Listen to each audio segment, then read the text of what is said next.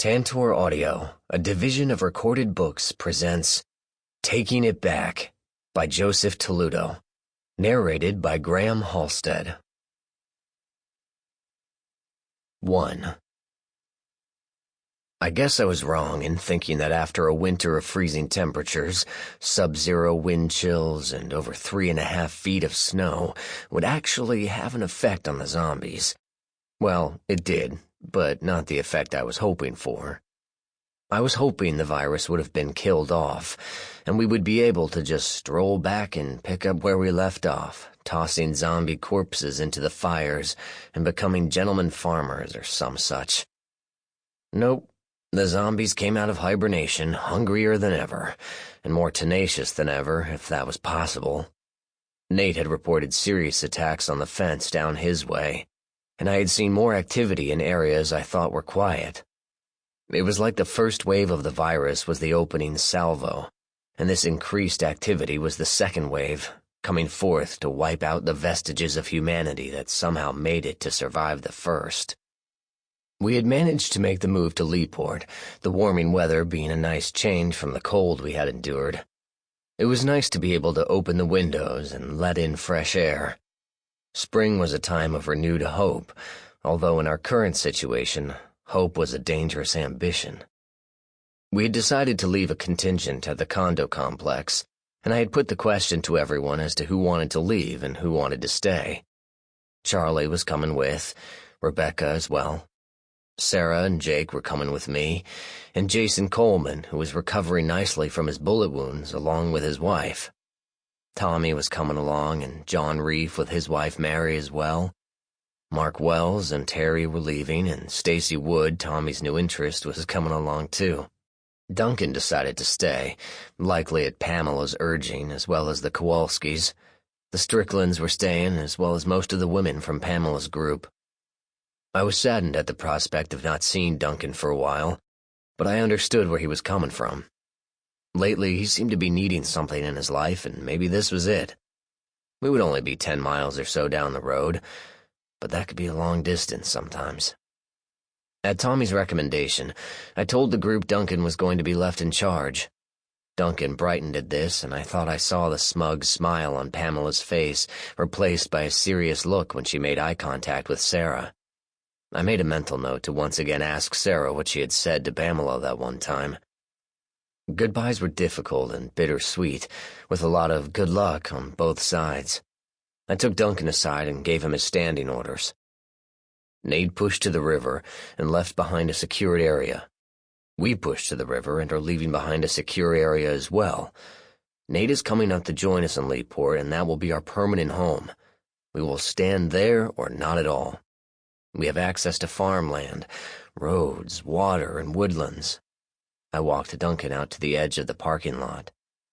I need you to push north. Clear the area to the canal and then head east. Your job is to create a safe corridor for any possible survivors out there to find us. Get them to this road, McCarthy Road or the waterway. Keep the area clear. When you head east, always keep the way clear. Duncan nodded, then offered his hand. I brushed it aside and wrapped him in a big hug. Take care of yourself, brother. You're welcome wherever I live, I told him. Duncan smiled. We'll see you in a while, and if there's anyone out there, we'll find them. Who knows? He shrugged. Besides, what could be worse than what we've been through? I grimaced. Every time I hear that, I feel Karma herself take a serious interest in the proceedings. Ride easy, Duncan said, slapping me on the shoulder. We walked back to the vehicles and mounted up. Sarah, Jake, and I took the tried-and-true CRV, while Charlie and Rebecca followed in the pickup. The rest of the group was in various vehicles, but all of them capable of off-roading if needed. We'd found additional vehicles to leave behind for Duncan and his crew, and we were leaving the snowplow with him as well. I had other ideas for Leeport, and the snowplow wasn't needed. We headed out and rolled down the road, moving towards what I hoped would be our permanent home. I smiled over at Sarah, and she returned the smile, giving my hand a squeeze. She and I had gotten even closer in the past couple of weeks, ever since her abduction at the hands of psychotic teens and subsequent rescue. I will admit something had been building between us for some time, but it took the possibility of losing her that caused me to finally make my feelings known. That was the plus side. On the downside, there was now another person in my life I cared a great deal for, and I had to make sure they both were safe. Upside of that, I would fight even harder to make this a safe place for them. We moved at a decent clip, making our way once again into Leaport. We had spent the last week moving our supplies and gear into the old school. It was as secure as a place as I could find, being on top of a hill and overlooking the river. It was an older building, built back when they took pride in their schools and built them to last. The doors and windows on the first floor had been secured with iron grates, and the heavy doors would be effective barriers if needed. It would only be a temporary place until homes were secured. Then it would resume its duties as a school. The areas surrounding the road seemed peaceful. The only reminder that things were out of kilter were the skeletal remains of homes we had torched. I passed by the burned-out remains of the estate home we had visited earlier. I felt another pang of sadness as I remembered what that escapade had cost us. Jake rode alone in the back seat, sitting forward like a big boy these days, but even his little voice couldn't make me forget we were supposed to have another passenger. Moving slowly through a wooded section of the road, I saw shades of green poking its way into view. I also saw ghostly shapes moving erratically, stumbling over vegetation and hidden pitfalls. A flash in the rearview mirror let me know that Charlie had seen them as well. I stopped the car and got out of the driver's seat, opening the back door and picking up my rifle off the floor.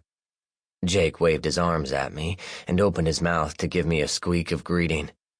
God, I love that little guy. Sarah called out of the car. "What are you doing? Those guys aren't any danger to us." I shrugged. Something is bugging my spider sense. I want to check this out. I moved back to Charlie's vehicle, and Sarah got out of her side and got into the driver's seat.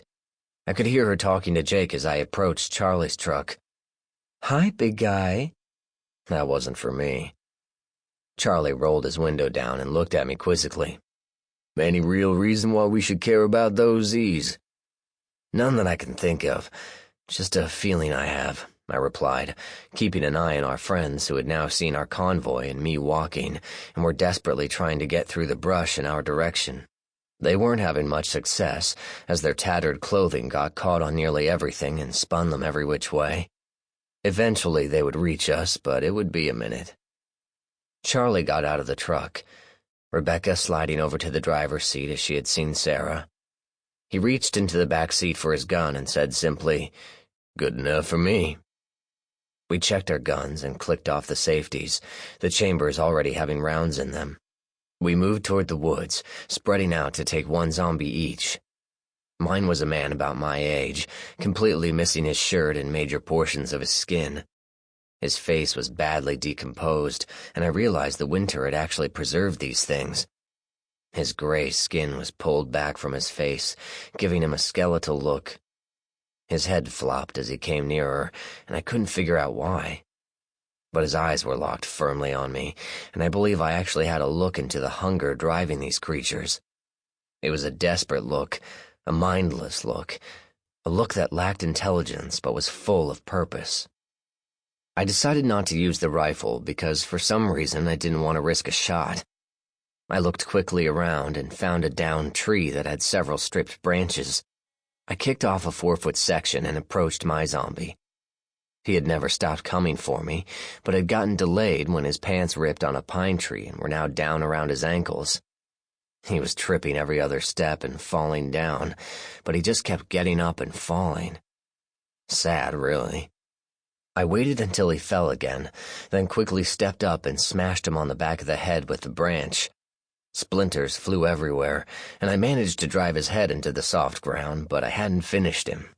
His head was stuck in the mud and his arms flailed about, searching for me even though his face was buried in the sticky forest floor. I drew my knife and punched it through his skull, quieting his thrashing forever. I noticed his neck had a huge bite out of it, exposing his backbone, and that was what had caused his head to flop around.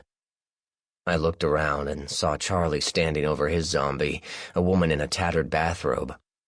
She actually had a few curlers in her hair, and her dead eyes stared blankly up at Charlie, who cleaned his knife off on the robe.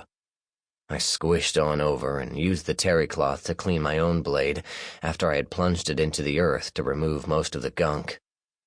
"You ever see the movie Kung Fu Hustle?" Charlie asked. I thought for a minute, then laughed. "You're right. That was like that scene with the beast. Love that movie." "Yeah," Charlie said wistfully. "I liked all those martial arts movies. The stuff from the 70s was the best, but they had the weirdest titles. Monkey this and Flying that." He sidestepped around a melting pile of snow. "Sure wouldn't mind seeing one of those again." "Training flick?" I asked, hopping the ditch. "You know it," Charlie said, jumping the ditch and walking to his truck. About halfway there, he stopped and cocked his head. I looked at him. "What's up?" Charlie seemed confused. "I heard something that doesn't belong in the woods." He started walking towards the hill, keeping his rifle ready. I waved to the vehicles and got waves back. They knew something was up and would be ready to move out at a moment's notice. I raised my rifle overhead and saw motion in every vehicle as people armed themselves and checked weapons. Probably a false alarm, but it wouldn't hurt to be prepared. Charlie and I approached the top of the hill, while tree branches clicked gently together above us as a small breeze swept up. We moved towards the woods, making sure we were alone. The idea was to check the area while still being hidden. We stepped carefully, avoiding small branches and such that might give us away. At the top of the hill, we crouched down, and it was then I heard something. It sounded like a walkie-talkie, and I was curious as to who could be out here. I couldn't make out what the person on the radio said, but I heard someone say, "Not yet. No shots yet either." A pause then. "We'll wait a bit longer. Maybe they had some trouble." Charlie and I looked at each other. Someone was waiting for us. We moved silently forward until we could see the cleared area. An intersection was a little ways up, and someone had moved a car to block the intersection. We could see 4 people standing near the car, and a 5th standing a little ways off with a radio.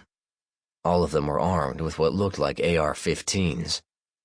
Charlie looked at me and mouthed, "What the hell?" I shook my head and motioned him to head back. We ghosted our way back down the hill towards our waiting vehicles. I thought about what we had seen and waved Tommy over. I explained what had happened, and Tommy summed it up quickly. "Looks like an ambush to me," Tommy said. "Who'd you piss off lately?" I shrugged. "Beats me, but the best way to beat a trap is to spring it before it's supposed to." Charlie spoke up. "How?" "I have an idea. You and Tommy head back to the tree line and get yourselves into firing positions. Charlie, you remember the one with the radio?" Charlie nodded. "I want him alive. I have questions about this." Charlie looked grim and nodded again. I waved to John Reef, and he came running from his vehicle with his gun. I sent him up with the other 2, having seen him shoot and knowing he was steady. I ran to the 3rd car in line and had everyone get out with their stuff. It was a small car, but it would serve. The people piled their gear into other cars and watched in fascination as I went into the woods and dragged the zombie corpses out one by one. I positioned them into the car to look like living people, using sticks to prop them up. I put the car in gear and rode it to the hilltop, stopping just out of sight of the waiting men. Charlie saw what I had done and nearly blew his cover. Tommy just shook his head, and I was sure John was wondering what kind of lunatic I was. I signaled the men to get ready. Then I jammed a forked stick in the steering wheel to keep it steady, put the car in gear, and hopped off. I got over to John's position quickly and watched the results of my handiwork. As soon as the car coasted over the hill, I heard, "Get ready!" The voice sounded familiar, but I pushed it back as the car picked up speed and headed towards the parked car. The ambushers must have thought they were going to lose their prey and opened fire. The car window shattered, and the zombie decoys jerked with the impact of high-velocity rounds. The leader of the group ran out from his hiding place and waved his arms. "Stop! They're not all here!" "Stop! We have to wait for the Honda." That shook me. This was personal.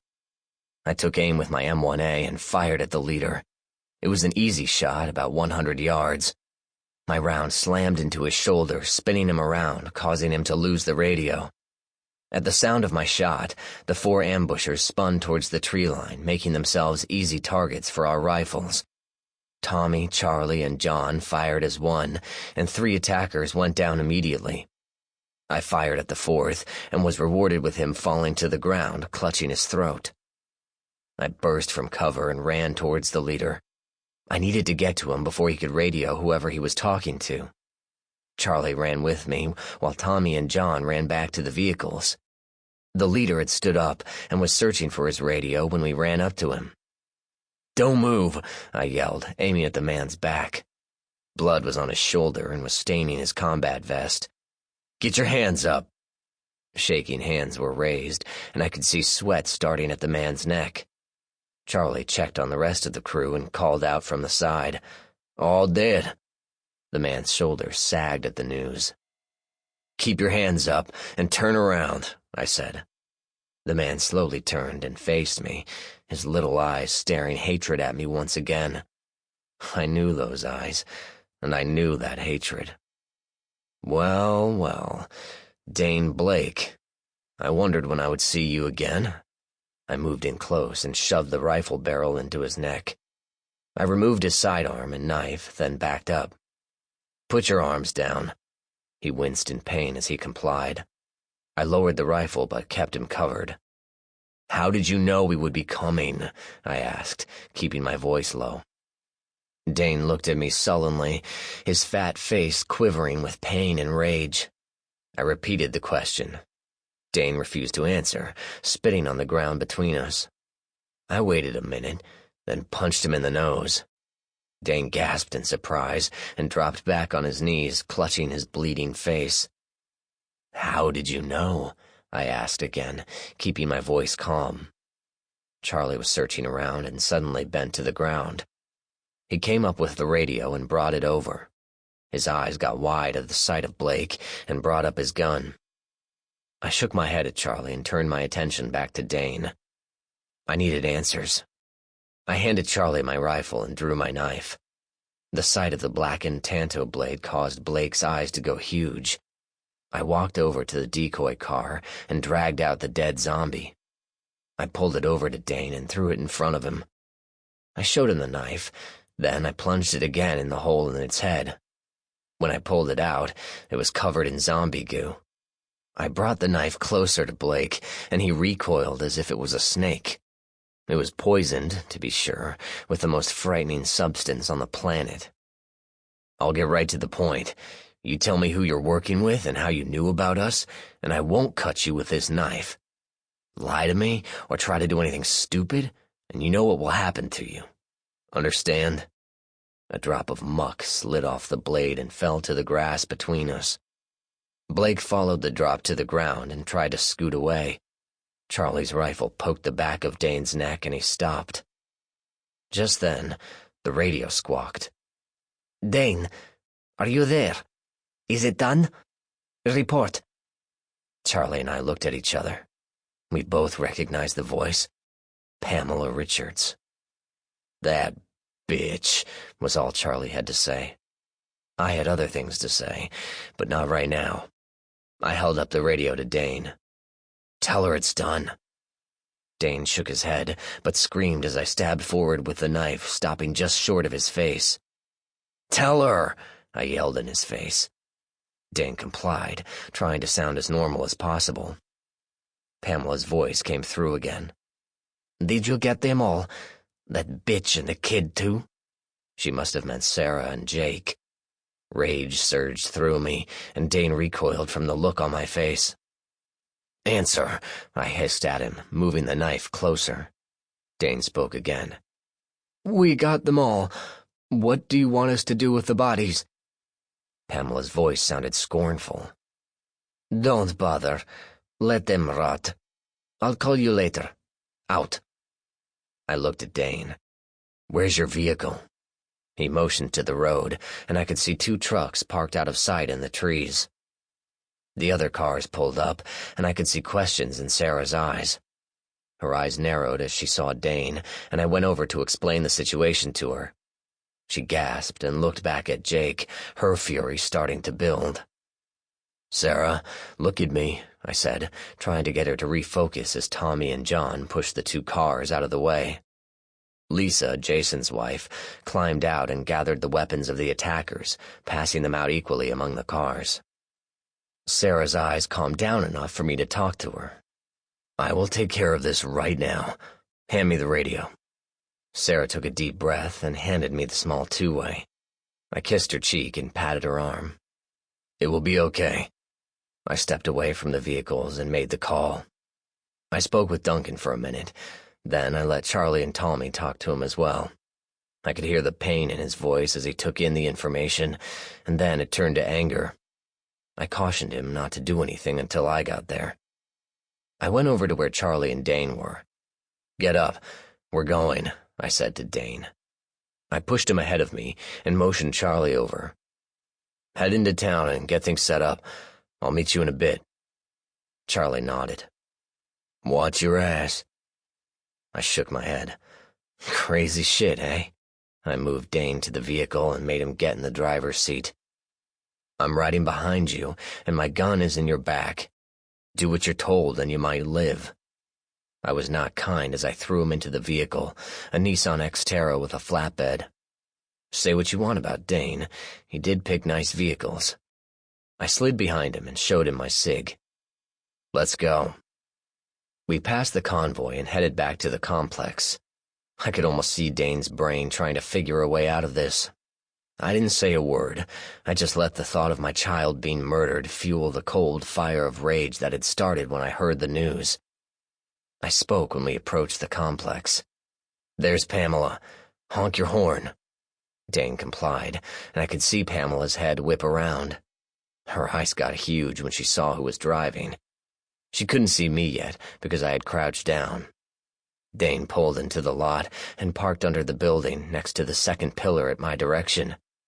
Pamela came running over and spoke heatedly to Dane. "What the hell are you doing?" she hissed at Dane. "You weren't supposed to come back here yet. That wasn't part of the plan." I popped out of the back seat and leveled my SIG at Pamela's head. "What plan?" I asked. "Was it the one where you have men kill me and my son, not to mention my friends?" "That plan?" I spat the question at her through gritted teeth. Pamela's eyes nearly bugged out of her head when I stepped out of the car, but she recovered her composure well enough. "You can't prove anything, and even if it is true, are you an executioner? Who would follow you after that? All you have is the word of this man. Where are your witnesses that he and I had any contact?" I kept the gun on her but lowered it slightly.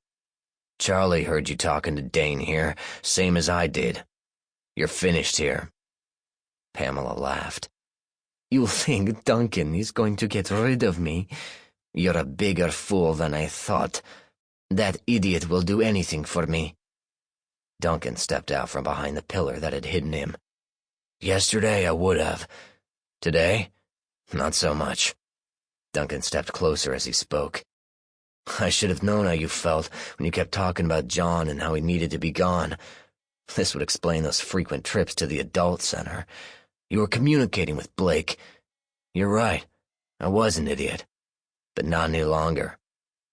Pamela laughed in his face. "What are you going to do? You haven't the guts to kill me, and I wasn't with the ones pulling the triggers on the convoy." Duncan's eyes went cold, and I knew what was going to happen. I stepped aside as he swiftly drew his Glock and shot Dane in the head, dropping him on the pavement. "The stooge is dead. Now all that remains is the mastermind," Duncan said, turning towards Pamela. Pamela backed up, looking at Dane's body with a mixture of horror and disbelief. Her eyes drifted to Duncan, who looked at her with sorrow and anger. As he raised his weapon, I spoke up. "Wait," I said. They both looked at me, Duncan with surprise and Pamela with relief. "This shouldn't be an execution." I looked at Pamela and holstered my SIG. I waved Duncan down and stepped away from the Xterra. I continued speaking. You tried to have me and my son killed. Your life is forfeit around here. You have two choices. Grab your gear and get away right now, or face me one-on-one. I placed my hand on my cig for her to realize what I meant. Pamela spat at me. Duncan will kill me if I win. No deal. Duncan will let you go. My orders, I said calmly. Pamela seemed to be weighing the options. Her hand hovered near her gun, and I was waiting intently for her to make a play. Time stretched, and I became aware of subtle noises around me, the slight breeze playing in the grass. Finally, Pamela's head sagged and she slumped, realizing she had lost. Duncan moved swiftly and took her weapons away from her. She actually seemed smaller, but I had no pity whatsoever. You have 5 minutes to get whatever is dear to you and get away. You will have no gun, no vehicle, and you will head north. If I ever see you again, I will kill you on sight. No explanation, no warning. Just death. Pamela shook as if my words were physical things hitting her, and I could see anger building again in her eyes. I stepped closer and just said, "Move."